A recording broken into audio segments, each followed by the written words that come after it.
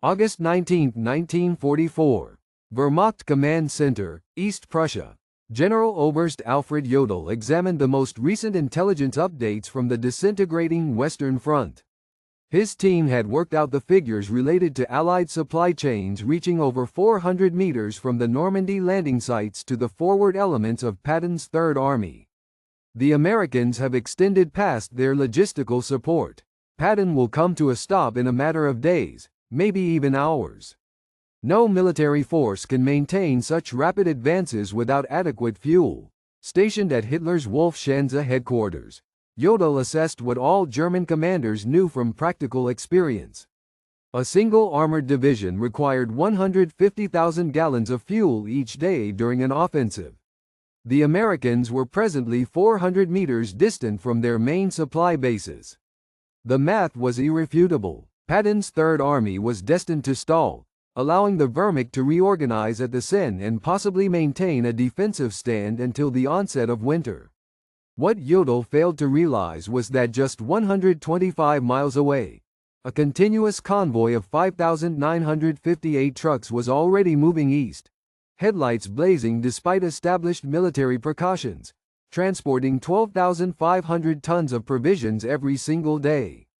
The Red Ball Express, a logistical effort so bold that German war planners had never imagined such a feat, was about to overturn all beliefs about mechanized campaigns. 72 hours later, Patton's supposedly stalled armored forces would smash through German defenses at the Senator. In a week's time, they would free Paris. A month later, they would arrive at Germany's frontier. The Wehrmacht's greatest strategic thinkers were on the verge of witnessing an American supply operation that would transform their perception of warfare. Powered by 23,000 truckers, 75% of whom were African-American, who converted a unidirectional highway into the world's most efficient military logistics route. The confidence of the German General Staff in an expected collapse of American logistics was rooted in years of military knowledge and their latest observations. The Wehrmacht had spearheaded the development of blitzkrieg, transformed integrated arms tactics, and fully grasped the challenges presented by logistics. Their own operations had often ground to a halt when supply chains lagged behind battlefield achievements.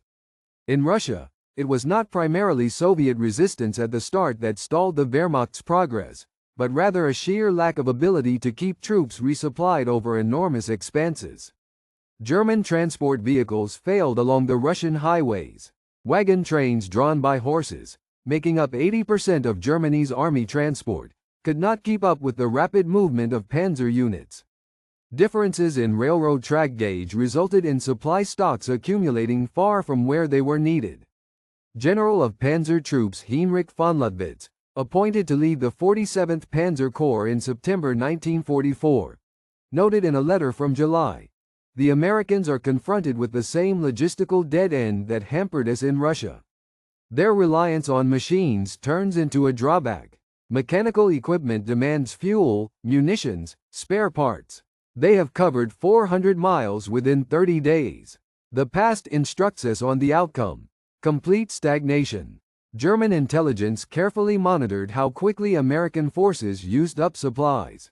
A single Sherman consumed 0.5 miles per gallon on paved roads, with significantly worse efficiency over uneven ground.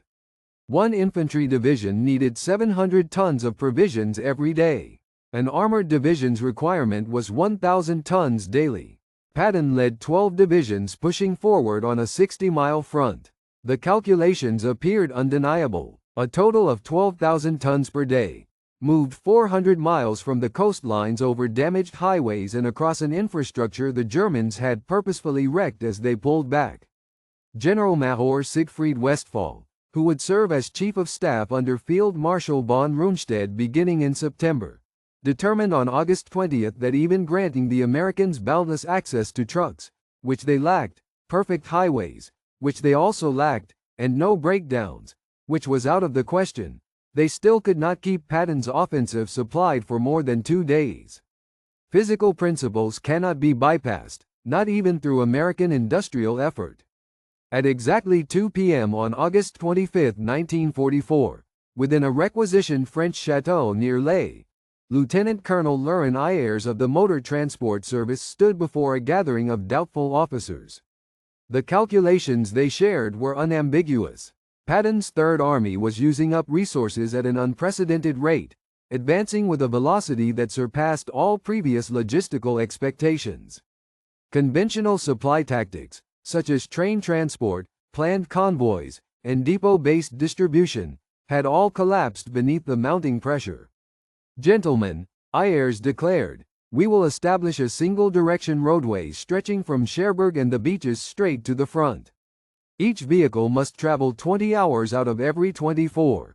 Halts only for fuel and urgent repairs. We are to move a minimum of 12,500 tons every day." The term originated from railroading. A red ball freight indicated an expedited delivery that was given precedence over all others. The Red Ball Express would adhere to this very idea. Complete priority, no obstructions, zero exceptions. The technical details contradicted German military standards. 2 side-by-side one-way roads. One assigned to trucks full of cargo heading forward, the other for empty vehicles heading back. Continuous 24-hour operation with headlights shining brightly, with blackout protocol set aside. Only refueling and mechanical breakdowns permitted as stops.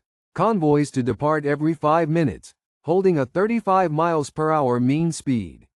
Mobile repair teams positioned every 50 miles. Military police checkpoints to detain anything moving under 25 miles per hour. Colonel Charles O. Thrasher, who led the forward section of ADSE, the advanced section of the communication zone, analyzed the forecasted figures. "We require 140 truck companies and no fewer than 5,958 trucks in operation with a 90% readiness rate. That's unworkable according to any recognized logistics manual." Nevertheless, in just 36 hours, the supposedly unattainable became reality. On August 26, 1944, members of the 3,916 Quartermaster Truck Company boarded their GMCCCKW 2.5-ton trucks, known as the Deuce and a Half, which were packed with 105 mm artillery shells headed for Patton's artillery at Melun, 300 miles to the east. The racial makeup of the Red Ball Express would have astonished Nazi racial theorists. Out of the 23,000 drivers who eventually ran the route, about 75% were African American soldiers serving in a still segregated military. These soldiers, denied service at white restaurants and unable to use white-only facilities across much of the United States, were ensuring the most acclaimed white general's army stayed operational. The drivers established their own unique community almost instantly. They decorated their trucks with painted slogans. Patton's Bloodbank, Hitler, Here We Come, Detroit to Berlin Express. They invented their own road rules. Slower movers got out of the way at once. Breakdown vehicles were shoved into the roadside ditches. Trucks going slower than 20 miles per hour were labeled as obstructions. By August 28, German scouting units began noticing something never seen before. Soldiers from Aufklärung 116 communicated by radio from spots overlooking the key Red Ball Express route. Unbroken vehicle columns, headlights showing for 20 kilometers. No separation, no efforts made for blackout. Their estimation was that 1,000 vehicles passed every hour. The Americans seemed to have forgotten all military caution. This contradicted every lesson from German doctrine. Using headlights overnight was an invitation for air raids. Uninterrupted lines of trucks provided ideal targets for enemy artillery. Eliminating separation between vehicles meant one broken-down truck could stop the whole convoy. Yet the Americans did not appear concerned.